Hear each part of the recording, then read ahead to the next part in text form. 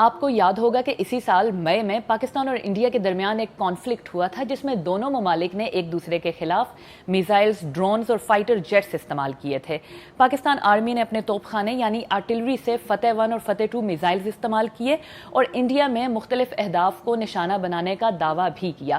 اب پاکستان کے prime minister نے اعلان کیا ہے کہ اسی توپ خانے سے میڈیم اور لانگ رینج کے میزائلز کو مینج کرنے کے لیے ایک نئی کمانڈ قائم کی جا رہی ہے۔ آج اس موقع پر میں آرمی راکٹ فورس کمانڈ کی تشکیل کا اعلان کرتا ہوں۔ جدید ٹیکنالوجی کی حامل اور دشمن کو ہر سمت سے نشانہ لگانے کی صلاحیت رکھنے والی یہ فورس، یہ قوت ہماری روایتی جنگی صلاحیت کو مزید مضبوط کرنے کے حوالے سے ایک اور سنگ میل ثابت ہوگا۔ تو یہ Pakistan army rocket force command آخر ہے کیا؟ لیکن اس سے پہلے یہ سمجھ لیتے ہیں کہ پاکستانی فوج کا سٹرکچر کیا ہے۔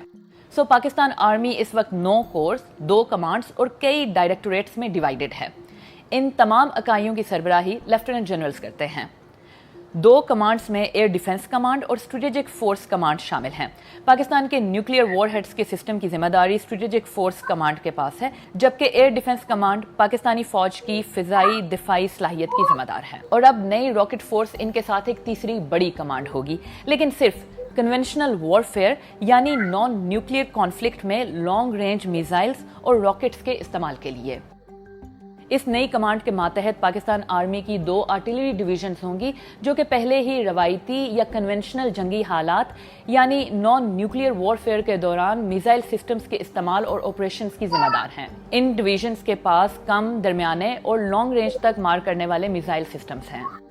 اس نئی راکٹ فورس کمانڈ کے بارے میں BBC سے بات کرتے ہوئے دفاعی ماہرین اور سیکیورٹی ذرائع کا کہنا ہے کہ پاکستان اور انڈیا کے درمیان حالیہ کانفلکٹ کے بعد پاکستان کی فوجی قیادت نے فیصلہ کیا کہ جنگی صورتحال میں پاکستان کے روایتی یعنی نان نیوکلیئر میزائل سسٹمز کو بہتر طریقے سے منظم کرنا ہے۔ یہی مقصد حاصل کرنے کے لیے یہ نئی اسٹرکچرل کمانڈ بنائی گئی ہے تاکہ فوری فیصلے ہو سکیں اور ہتھیار مؤثر انداز میں استعمال ہوں۔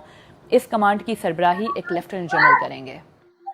اور ان دی اینڈ آپ کو یہ بھی بتا دیں کہ اس ریجن میں پاکستان کے علاوہ روس، چائنا اور انڈیا کے پاس بھی راکٹ فورسز موجود ہیں۔